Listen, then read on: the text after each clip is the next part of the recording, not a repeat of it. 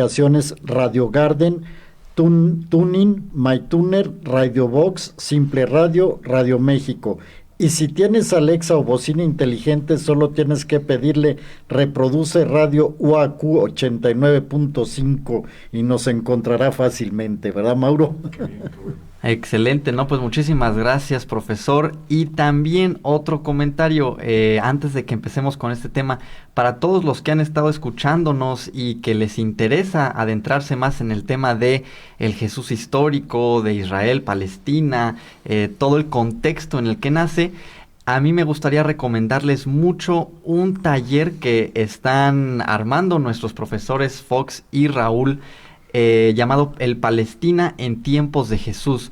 Profesor Fox, ¿nos podrías platicar un poquito más acerca de este taller que se va a impartir a partir del miércoles? Sí, cómo no, mira, lo que pasa es que estos programas, la verdad para mí han sido muy apretados, es decir, hay mucho más información de la que hemos podido dar o estamos dando el día de hoy que encuadra con este tiempo de Palestina en los tiempos de Jesús. Para eso, pues aquí nuestro querido productor Raúl Rodríguez Lucio decidió hacer un taller que dura 7 sesiones, si no estoy mal, me vas corrigiendo si acaso, ¿verdad? 7 sesiones que serán los días miércoles en la tarde de 4 a 7 p.m. en el Museo de la Restauración de la República, que está ahí en Vicente Guerrero, ¿verdad? Número 23. Lo vamos a dar Raúl y un servidor, ¿verdad? Y esto pues tiene un costo por sesión de 200 pesos. Pueden inscribirse a todo el programa o solamente a algunas de las sesiones. ¿Qué es lo que vamos a ver? Básicamente lo mismo que hemos estado viendo en este programa de radio y sirva un poco de introducción o reintroducción a este programa. Jesús histórico, que es uno de los temas que a nosotros nos encantan, ¿verdad? Pues vivió eso, una época histórica, real. A veces, pues, por cuestión religiosa, Jesús está mitificado, ¿verdad? Como en las nubes, en el cielo, en la eternidad. Pero fue un hombre tan real como los que estamos aquí en el radio hoy, ¿verdad? Entonces, él vivió una época tan real como la que nosotros estamos viviendo, con sus complejidades y problemas. Entonces, lo que Raúl diseñó aquí muy sabiamente es una introducción que viene desde el pasado, porque para entender un presente siempre hay un pasado.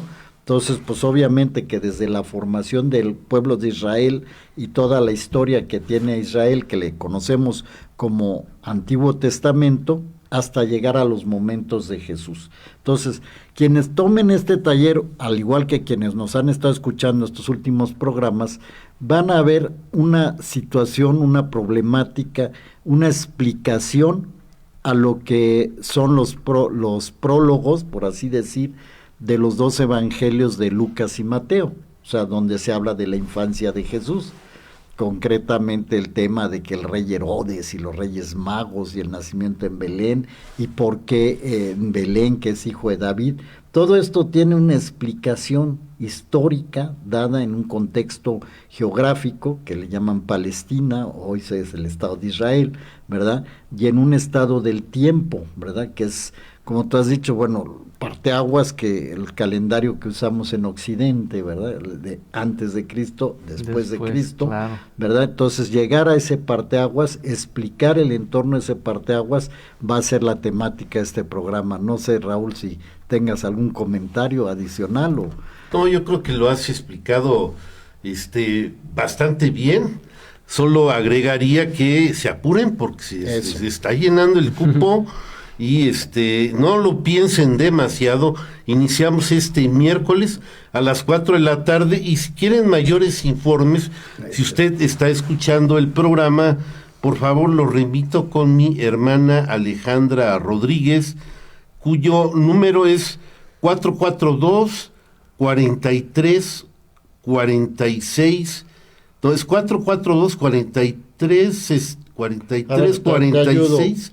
Es 442 43 46 76 8. O sea, Así 442 434 67 68. Ese es el número. Ahí este número, de preferencia, envíen un WhatsApp un WhatsApp, WhatsApp, porque ya hicimos ahí un grupo de candidatos, vamos a decirlo, como dices, los lugares se están llenando, ya vamos como a la mitad, un poquito más, ¿verdad? Entonces, pues ahí se pueden obtener información e inscribirse con la hermana de Raúl, Alejandra, les atiende y ojalá este miércoles, porque empieza este miércoles, ¿qué día es? 8, ¿verdad? 8 miércoles 8 a las 4 de la tarde nos veamos por ahí. Muchas gracias, y yo personalmente sí les quiero hacer la recomendación a todos los que nos escuchan que se unan a este taller. Yo tuve el privilegio de estar en el diplomado de Ecos de la Antigüedad y aprendí muchísimo. Hay mucha información muy bien transmitida por parte de los profesores Fox y Raúl, entonces no va a ser algo de lo que se arrepientan, van a aprender mucho y es un grupo bastante agradable también, es un ambiente de pues donde hay muchas ideas, comentarios y de mucho aprendizaje. Y convivencia de la cual luego salen otras ideas, y claro, paseos muy interesantes. Sí, no, totalmente, entonces muy recomendable, yo ya me inscribí.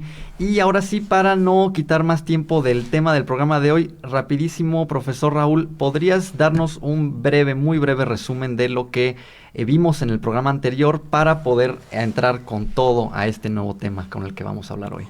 Claro que sí, Humberto. Bueno, hemos visto cómo es la tradición de reyes y gobernantes desde el Israel antiguo, desde épocas en que era una monarquía en el siglo X antes de Cristo, con David y Salomón, haciendo un recorrido por lo que llamamos los reinos separados, y luego, los tiempos en que los judíos fueron dominados por potencias extranjeras como fueron Babilonia, como fue Asiria, como fueron los persas y los griegos.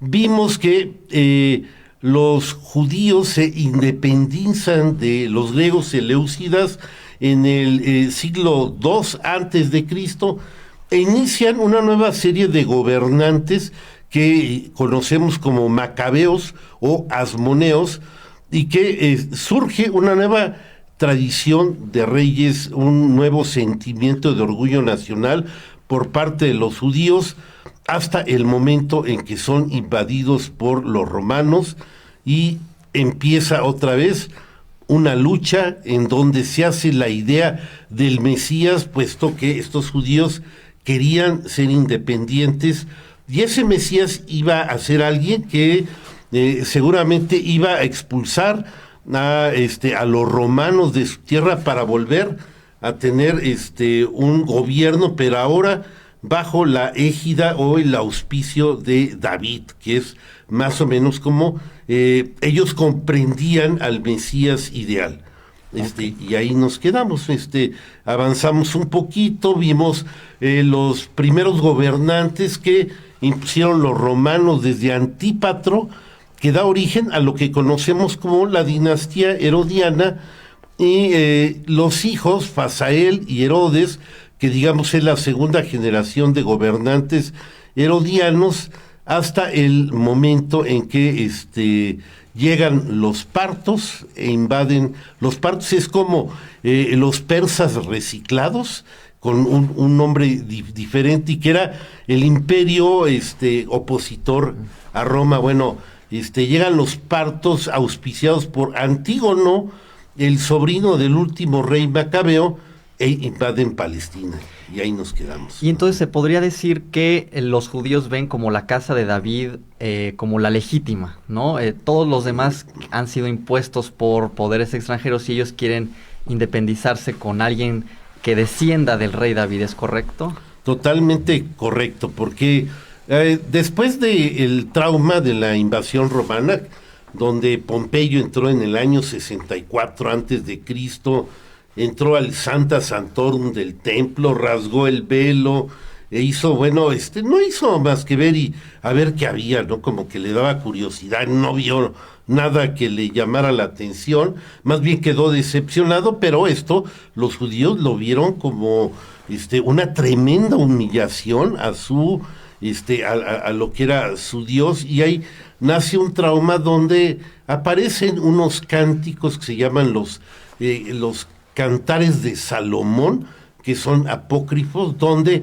ahí establecen que falló, que la monarquía de los macabeos no venía de David, venía de Leví, eran sacerdotales, y por lo tanto pues no era muy legal, como quien dice, y por eso ahora tocaba que corregir ese error tenía que ser de David, y entonces empiezan con que en esos tiempos para tratar de liberarse de Roma tiene que ser un Mesías que viene de la casa de David.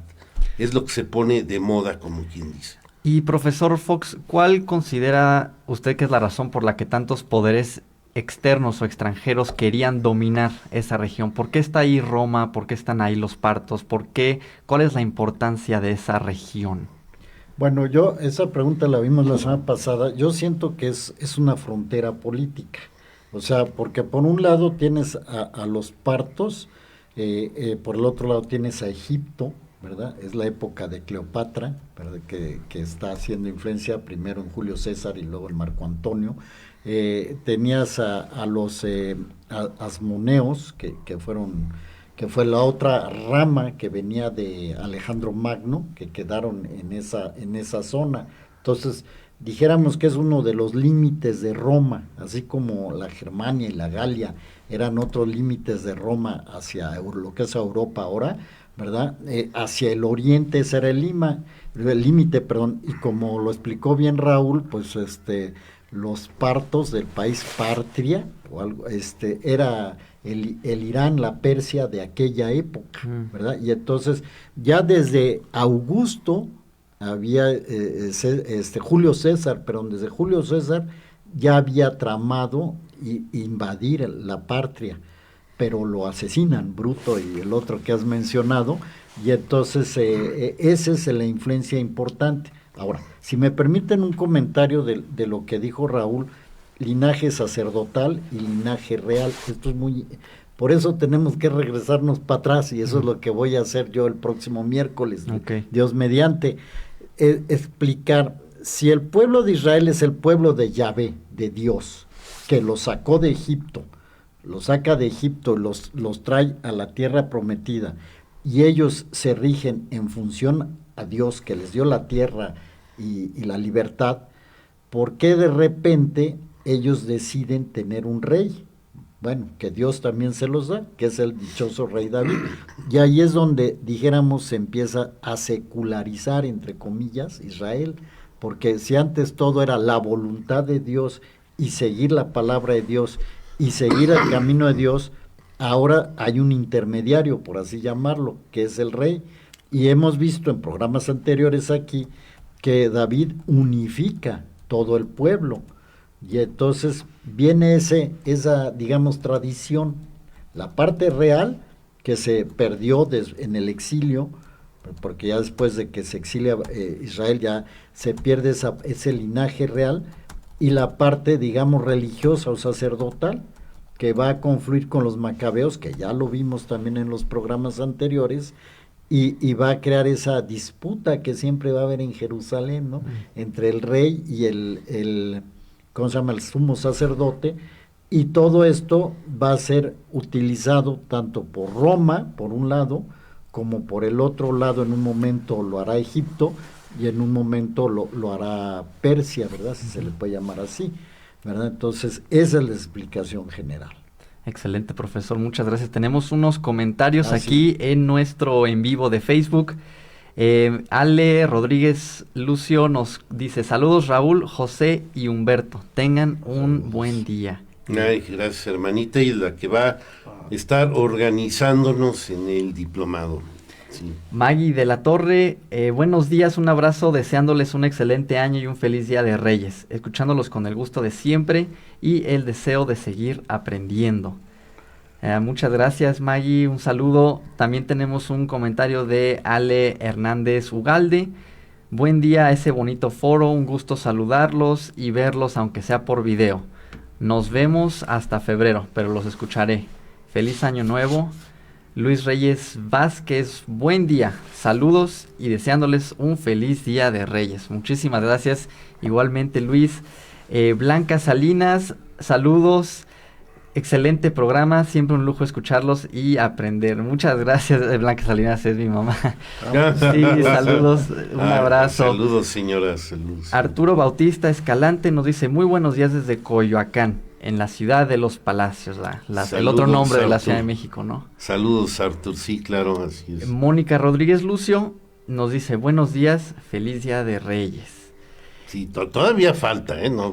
Todavía falta unos cuantos días. Pues yo sé de gente que ya hay gente que empezó a partir la rosca desde ayer. Mi otra hermana, son gemelas, Alejandra y Mónica. Son gemelas, ¿menores idénticas o mayores que tú? Menores que yo, pero son idénticas, ¿eh? Pues muchas gracias por... Son como dos gotas de agua. Nomás como anécdota al calce, ¿no? El otro día invitamos a unas personas a partir una rosca porque mis hijos ya se van.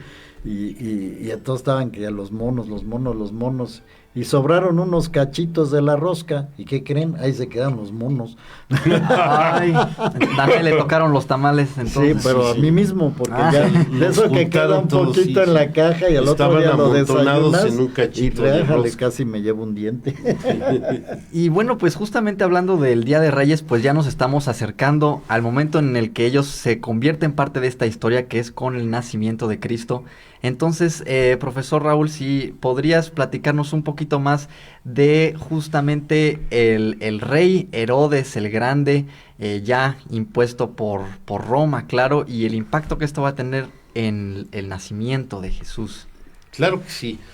Para platicar de Herodes, lo tenemos que ver primero como tetrarca de Galilea, hijo de Papi, de 25 años, que sofoca una rebelión de un descendiente de David, Ezequías Bar Gamala, y lo derrota y lo crucifica, y se mete en un lío tremendo porque lo hace prisionero el Sanedrín, lo condenan a muerte por atrabancado, y tiene el papá, que era el gobernador, o sea, Antípatro, no puede meter las manos porque es un asunto religioso, y tienen que ir hasta Sexto César, hermano de Julio César, que dice, no paren, no hagan esa tontería, y salva a Herodes, a un muchacho, Herodes el Grande, que era muy joven después de eso, porque era muy impetuoso, era un buen guerrero, era un buen general, y que prestaba sus servicios a los romanos también, como mercenario, porque dirigía bien las tropas, lo hizo para Julio César, para los asesinos de César, que era para Bruto, y el otro que estaba ahí, y para Marco Antonio. Para todos ellos prestó el servicio. Al mejor postor. Sí, mira, pero ahí te voy a ayudar un poco. Es muy interesante, releyendo todo esto que acaba de explicar Raúl así rápidamente. Si nos vamos a Roma, estamos primero el ascenso de César, cuando Julio César llega a la plenitud, ¿verdad?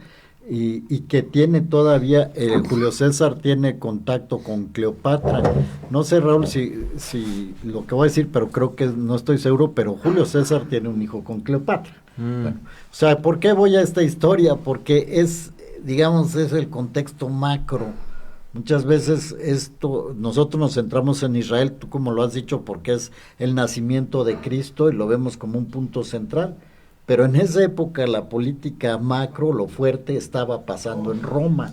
Claro, Israel era como la periferia, se podría decir, la periferia, ¿no? Sí, un estado insignificante. Era más importante lo que estaba pasando en Egipto, que había una reina que había matado a su hermano, que era un rey, ¿verdad? O lo que estaba pasando en la Galia, que se constituye ya como una parte de Roma después de la guerra de Julio César, ¿verdad? Y etcétera, etcétera, a lo que pasaba en ese pedacito que se llama Israel o Palestina. Bueno, el tema es que cuando esto que acaba de narrar Raúl, que es la época de Julio César, Herodes se congracia con el hermano de Julio César para que lo apoyen contra esa guerra, contra los descendientes macabeos, por así decirlo, los sacerdotes, para que lo apoyen. Después, Julio César va a ser asesinado, como lo dijo Raúl, los asesinos se van al oriente, y entonces son los que están, digamos, influyendo en Siria principalmente, que es la provincia de la que depende Israel. Entonces se congratúa Herodes con estos, pero luego viene Marco Antonio y los derrota, ¿verdad? Y luego Octavio derrota a Marco Antonio, y todos estos trances políticos que está viendo en Roma, Herodes se las ingenia para ir quedando bien con ellos. Tú imagínate que de repente, bueno, era amigo de los asesinos de César, ¿no? Y que eran enemigos de Marco Antonio. Y luego creo que sí, se hizo amigo de Marco Antonio, y Octavio, que va a ser César Augusto, ¿verdad? Se vuelve, ¿cómo se llama? Amigo de él. O sea, con la altimaña de Herodes, ya ves que en la Biblia dice ese zorro. No, es un político.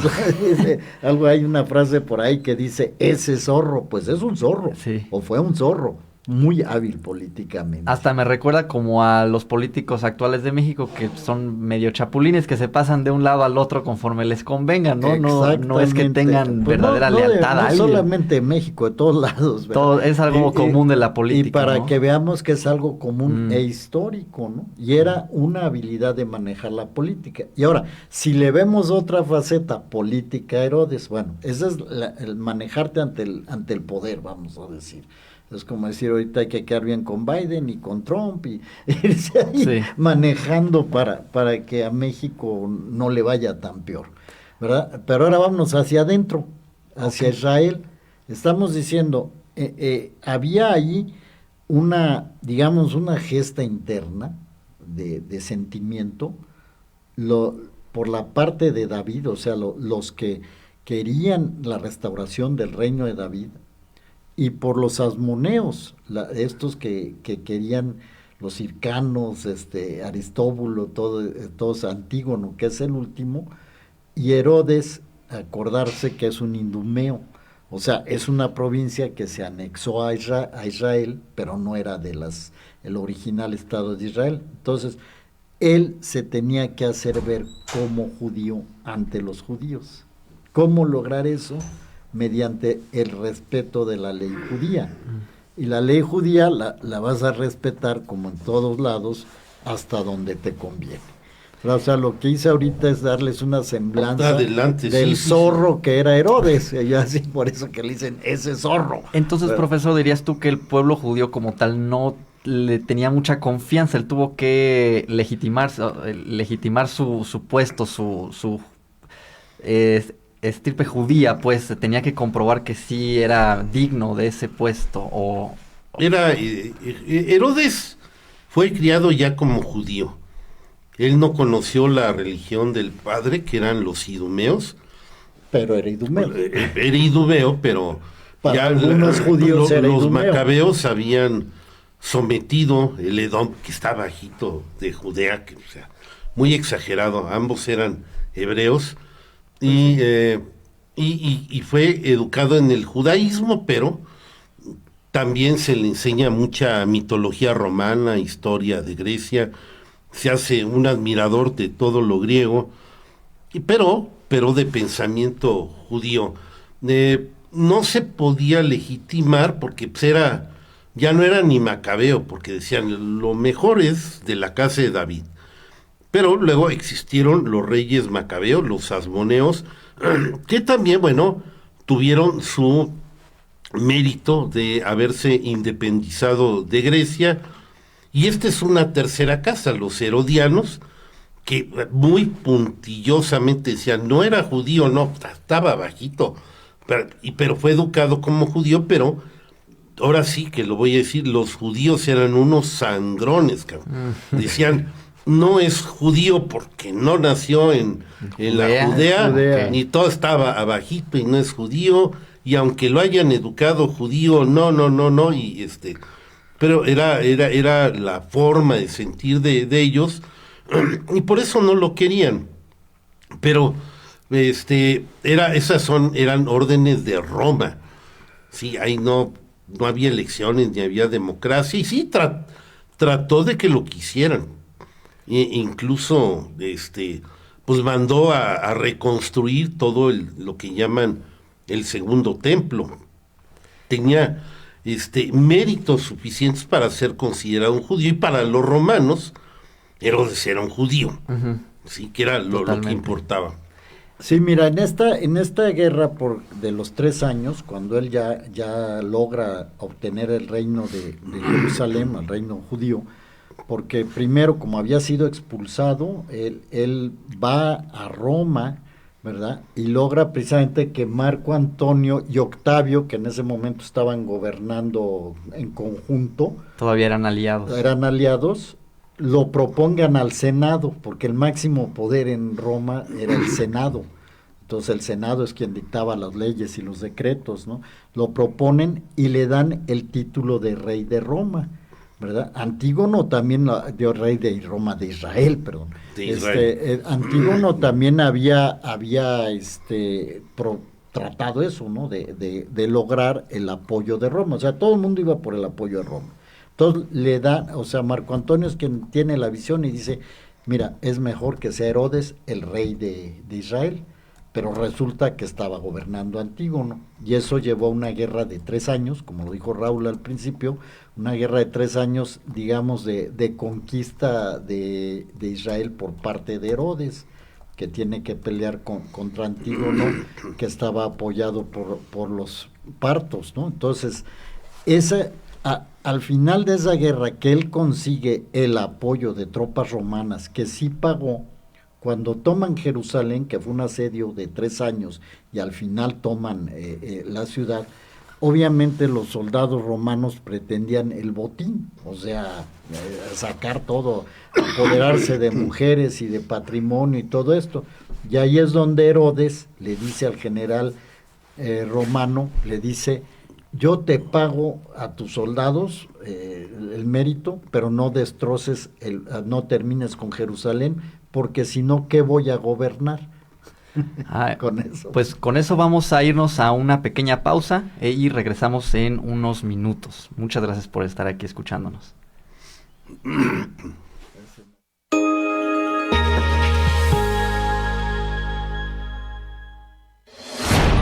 XHUAQ 89.5 FM.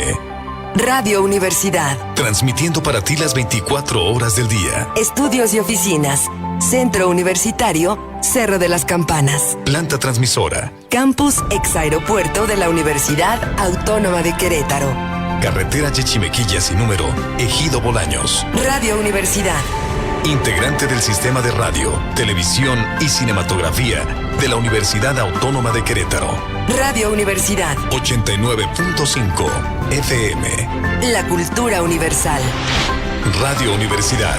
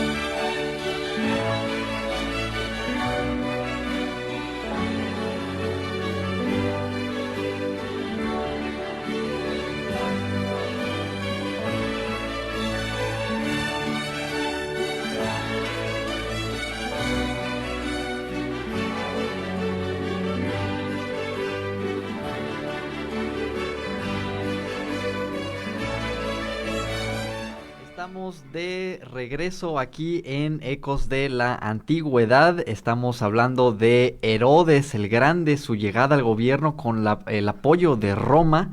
Y profesor Fox, platícanos ahora sí un poco más del gobierno de Herodes. Y yo tengo mucha curiosidad.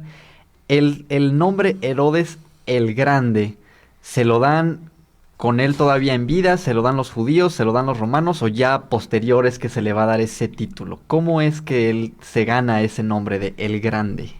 Pues no, No sé exactamente del grande. Sé que lo nombran rey, como les dije, el Senado le da el título de rey de Judea.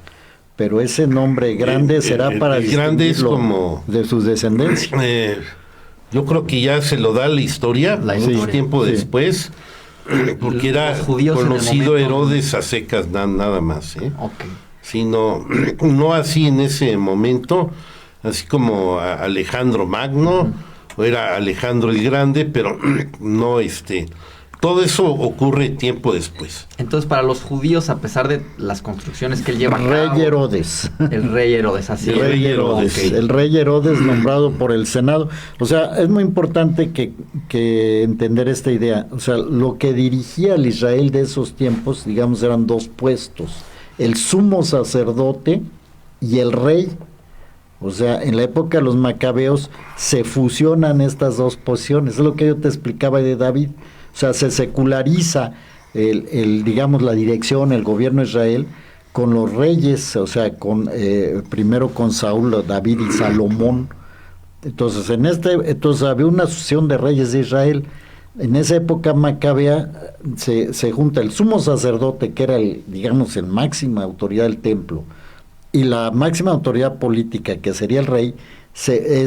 Con estos asmoneos precisamente es el problema, que se trataba de fusionar, y entonces se vuelve a nombrar rey a Herodes, y además había sumos sacerdotes. Y ese no lo elegía Roma, el sumo sacerdote no. Eso lo elegía el propio rey. Okay. El propio Herodes el Grande elegía los sumos sacerdotes, así como cuando estaba el padre de gobernante, era Antípatro quien Antípatro era el gobernante y el rey era Hircano II,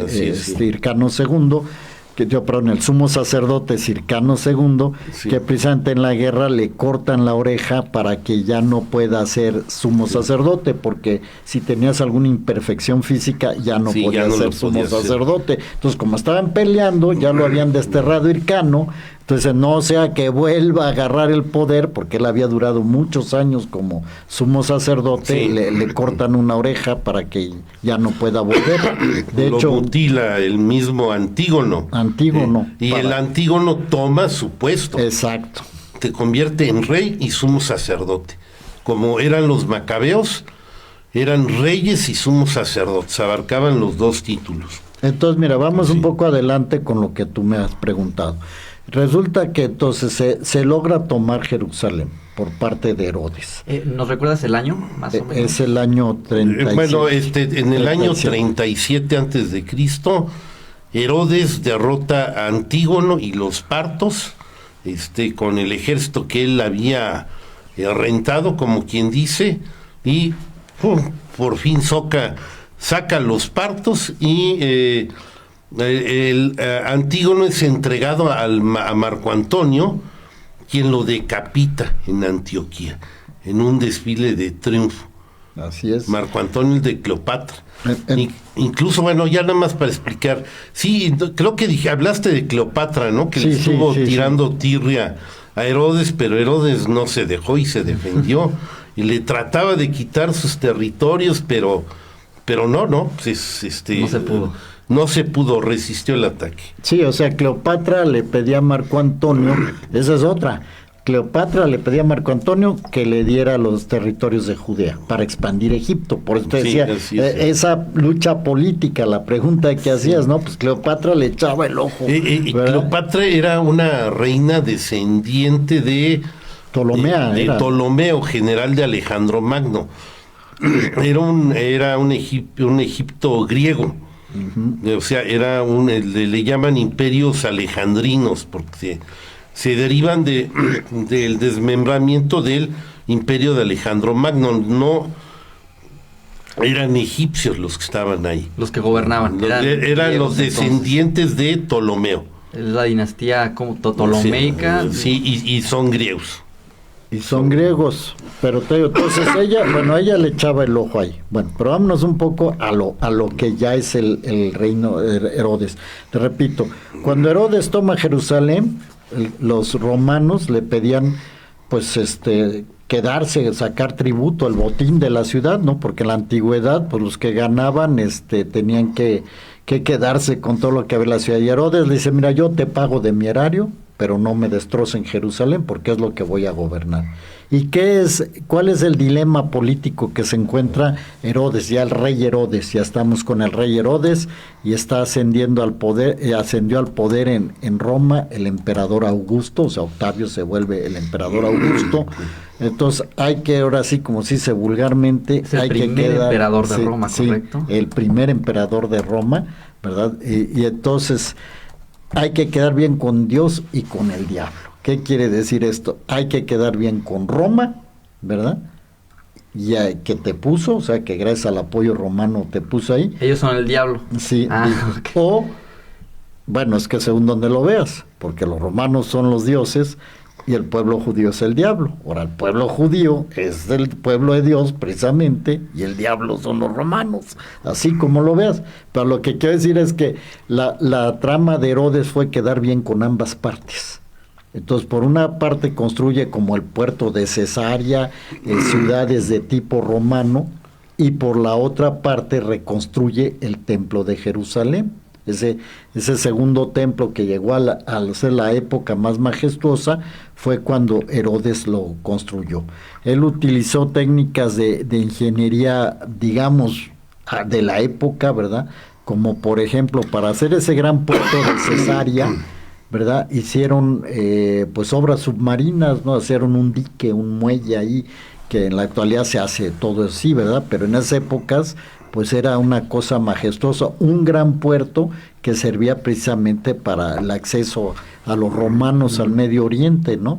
Y hay una ciudad que, no me acuerdo ahorita el nombre, Raúl, que le puso precisamente el nombre de Augusta, pero en griego, ¿verdad?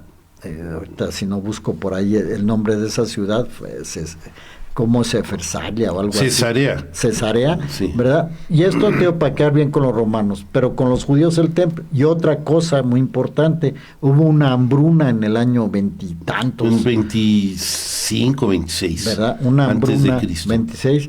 Y Herodes proveyó de alimento al pueblo de Israel. Sí, casi quitó los impuestos. Los impuestos. Permitió la recuperación. O sea, la recuperación. O sea, digamos que si por ejemplo lo ves desde el punto de vista de Flavio Josef o algunos autores, Herodes, que nosotros lo tenemos como un maldito, fue un gran gobernante, sí. ¿Verdad? Fue un gran gobernante porque le dio prosperidad y salud a la provincia.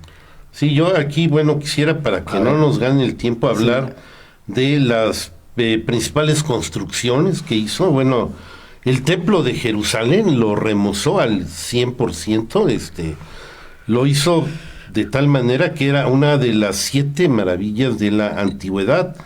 El Herodión, que fue trabajar todo un cerro para hacerlo una fortaleza, en donde él fue enterrado, incluso no han hallado su entierro. Toda la ciudad de Cesarea la hizo perfectamente adaptable para ser un puerto de comercio, proveyendo digamos unas alas para cortar las mareas del mar y que las embarcaciones pudieran entrar, quitar la mercancía y recuperar, o sea, muy, muy segura. Y el palacio de Herodes en Jerusalén era fastuoso, y la Torre Antonia, que estaba a un lado del templo, también era una cosa muy, muy espectacular. Tenemos unos comentarios. Adelante, sí, yo aquí tengo una pregunta que también quiero sacar. Nada más rápido, la ciudad que mencioné se llama Sebaste. Es una ciudad totalmente... ¿Y eso es Augusto en griego? En griego, creo, o en otro. Sí. Sí, y es, entonces, por un lado reconstruye partes judías y por otro lado partes paganas, como decían. Sí, no, y más, y yo me quedé corto, se hace más obras, sí. Raúl, ¿quieres hacer tu pregunta primero o leo los comentarios? Mira, de Marco Asprón, dice, buenos días, feliz 2025. ¿Qué se sabe de los años que estuvo Jesús en Egipto? Encontré esta interesante imagen en Facebook. Saludos a todos desde el sur de la ciudad de Santiago de Querétaro. Marco Antonio Asprón Pelayo. Pelayo, sí, aquí está la imagen. Pues muy interesante pregunta. Me imagino que más adelante se va a tocar un poquito más del tema. Tenemos también un comentario de Ricardo Fernández Castro.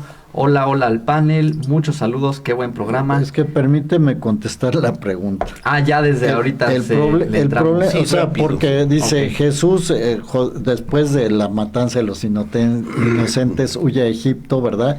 Y según esto, José en sueños recibe cuando ya muere Herodes, ¿verdad? Sí, que ya puede regresar. Eso dice el Evangelio más o menos. Pero en realidad esos hechos no sabemos si fueron reales. O sea, Jesús nace probablemente en Nazaret, aunque hay quien dice que en Belén, ¿verdad? Es un punto de discusión, ¿verdad? Y crece ahí toda la vida. ¿Y Belén y Nazaret no están en el mismo lugar? No. Okay. ¿Por qué la huida a Egipto? Van a decir, ¿y eso qué tiene que ver? Bueno, son las bases bíblicas. Jesús también tenía que ser heredero de Moisés, heredero de José, aquel soñador, ¿verdad? Entonces, que habían venido de Egipto. El pueblo de Israel viene de Egipto. Por eso se le manda a Egipto y regresa a Egipto. Puede ser un recurso literario. Exacto. Pero supone, hay unos apócrifos rápidamente de la infancia que hablan de que hacía pajaritos de barro Jesús allí en Alejandría y los echaba a volar, o que se peleaba con algún niño y casi lo veía feo porque le estaba haciendo bullying y el niño se moría y todo, pero son apócrifos muy tardíos que hablan de ese estadio en Egipto, pero no tienen una viabilidad histórica, así es que... Los apócrifos son los evangelios que no están reconocidos. Así es. Y entonces, como ya nos adentramos un poquito al tema de Jesús, ¿nos podrían platicar cómo es que Herodes se entera, si es que se entera de que va a nacer este niño, y cómo es que él lleva a cabo o ordena la matanza de los santos inocentes? Bueno, es que más bien habría que hablar de que Herodes eliminó prácticamente a todos sus familiares en primera generación por problemas de sucesión, ¿verdad? Los hijos de Mariamné, la propia Mariamné, su suegra Alejandra Macabea, o sea, se nos va el tiempo, pero todas estas personas fueron eliminadas por el propio Herodes en conflictos que había entre ellos, ¿verdad? Porque precisamente la hermana de Herodes nunca aceptó a su cuñada Mariamné, que era de origen macabeo, para complicar todo esto. Alejandra y Mariamné, Mariamné era hermana de Antígono, si no estoy mal, Raúl. Mariamné era o hermana era hermana de Antígono. Entonces imagínate volvemos rivalidad entre herodianos y macabeos en la propia familia. A ver si se entiende esto. En la propia familia, Herodes como rey tuvo varias esposas, ¿verdad? Entonces, y tuvo varios hijos, y entonces todos estaban luchando por la sucesión, y la solución era eliminarlos. Herodes tenía una policía secreta, así como especie de la Gestapo o algo así, ¿verdad? Que lo tenía al tanto de todas las intrigas familiares, ¿verdad? Y entonces elimina a todas las gentes, y era muy violento. Él todo lo que veía oposición lo eliminaban. Por eso, para contestar tu pregunta, el hecho de la eliminación de los santos inocentes en la Biblia tampoco está comprobado históricamente. No. Es una tradición, y es una tradición que precisamente surge a raíz de lo que estoy tratando de explicar, la forma en cómo Herodes se imponía ante cualquier intento de oposición o de sucesión que él tuviera, lo eliminaba. Entonces, suponer que si llegaron unos magos de Oriente y le dijeron, oye, es que venimos a adorar un rey de la casa de David que ha nacido en Belén, entonces Herodes dice, ¿sabes qué? ¿Dónde está ese niño? Zorro, como lo dijimos, díganme dónde para irlo a adorar yo también. Pero lo que necesitaba era saber dónde, y cuando los magos de Oriente se van por otra ruta y no le dicen por dónde, él dice, pues vayan ahí y eliminen a todos los menores de 2 años. Así es como, o sea, no sé si me explico, pero esta historia quiere reflejar precisamente ese ambiente herodiano donde nace Jesús, que era de suma violencia.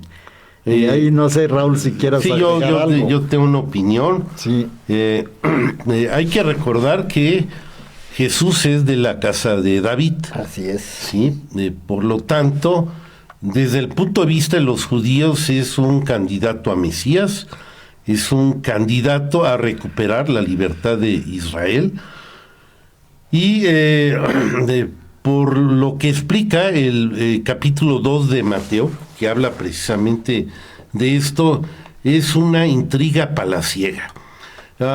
Estos tres, sin que solamente esté en Mateo, no lo cuenta nadie más, no lo cuenta ni Lucas ni Flavio Josefo, solo viene en Mateo, pero tiene visos de credibilidad histórico en el aspecto de que Jesús no era un cualquiera, al ser de la dinastía de David, eran como los príncipes judíos, tenían tierras, no eran precisamente pobres, y según también algunos cálculos de qué hacía la familia de David en los tiempos de la dominación romana, pues al investigarlo sale peor, sí, porque ya había hablado de Ezequías Bar Gamala. Bueno, tuvo un hijo que se llamó Judas de Gamala o Judas de Galilea, que encuadra en la edad de lo que podría ser el padre de Jesús. Y si ya lo ves, Judas de Gamala también se rebela contra Roma.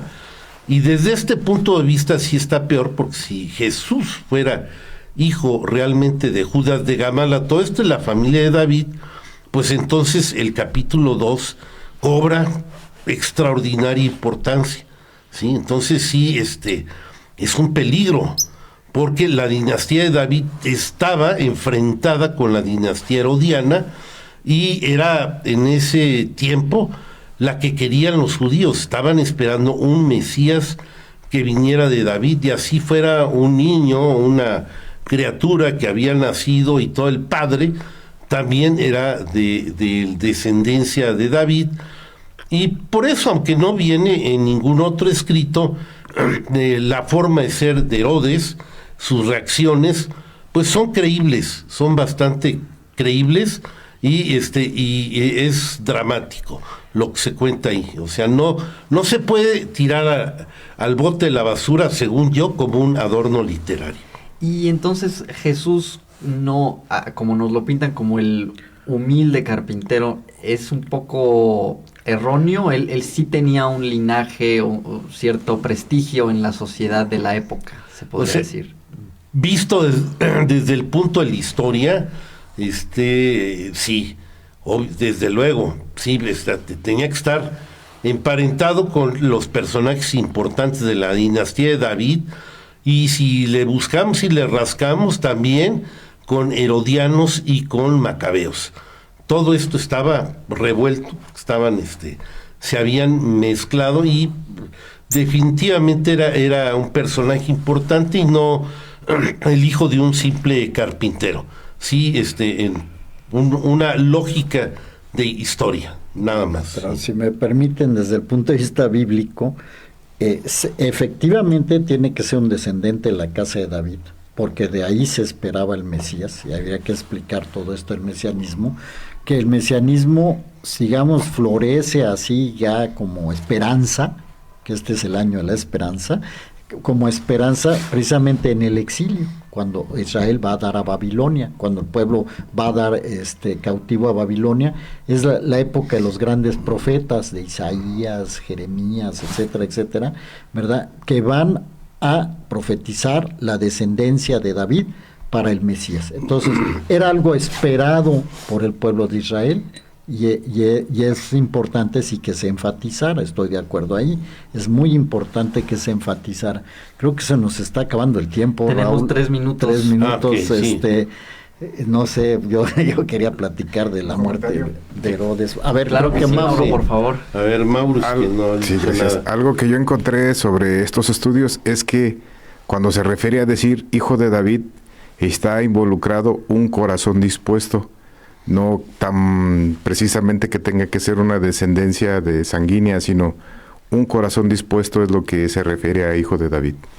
Ok, eso está muy interesante. O sea, alguien que estuviera a la altura con la misma convicción, ¿no? De la casa de David, se podría decir. Sí, de acuerdo, pero también tenía que ser de la casa de David. O sea, por eso el nacimiento en Belén. O sea, la contracción nace en Nazaret, que es donde creció, o nace en Belén. ¿Por qué ese dichoso censo, que también es otro tema? Eso lo hemos tratado en otros programas, ¿no?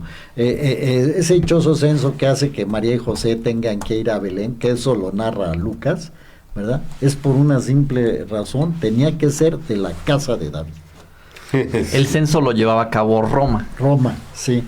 Sí, se está hablando de un censo que ocurrió realmente en el año +6. Así es. Sí, y que imposible que ese censo haya sido en el tiempo del nacimiento de Jesús, ya que Jesús claramente nace en tiempos del rey Herodes. Así es. Y en tiempos de rey Herodes está difícil que haya habido un censo. Más que Lucas dice quiénes estaban al frente del censo, y Lucas está hablando claramente de un censo del año +6, del cual también habla Flavio Josefo, así es que hay una como discordancia ahí que clara y manifiesta, pero probablemente el pretexto del censo para Lucas tiene que pasar a María y José de Nazaret a Belén, que es para hacerlo legítimo de David, sí, de la casa de David. Con buen corazón, pero de la casa de David. Obediencia y fidelidad. Obediencia y fidelidad. Pues muchísimas gracias, profesor Raúl, profesor Fox, Mauro, por acompañarnos. Un placer tenerlos aquí el día de hoy. Gracias a toda la audiencia que nos escuchó. Y pues les deseamos a todos recuerden los del feliz sábado. Lo del taller de Palestina en tiempos. Nos vemos este miércoles. Este miércoles, los que quieran ir, a las 4 de la ya tarde, dimos el teléfono, pero en el Museo de la Restauración pueden llegar. Guerrero 23 Norte. Mejor que se inscriban, pero pueden llegar. 4 de la tarde. Ahí nos vemos. Ahí nos vemos, sí. Ecos de la Antigüedad. El aprendizaje del hombre en su recorrido por la historia a través del tiempo. Análisis, reflexiones, leyendas, tradiciones y mitos desde una óptica diferente. Una producción de Raúl Rodríguez Lucio para Radio Universidad.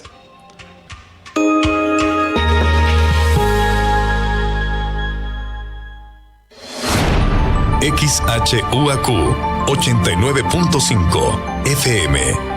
Radio Universidad. Transmitiendo para ti las 24 horas del día. Estudios y oficinas. Centro Universitario, Cerro de las Campanas. Planta transmisora. Campus Exaeropuerto de la Universidad Autónoma de Querétaro. Carretera Yechimequilla sin número, Ejido Bolaños. Radio Universidad. Integrante del Sistema de Radio, Televisión y Cinematografía de la Universidad Autónoma de Querétaro. Radio Universidad. 89.5 FM. La cultura universal. Radio Universidad.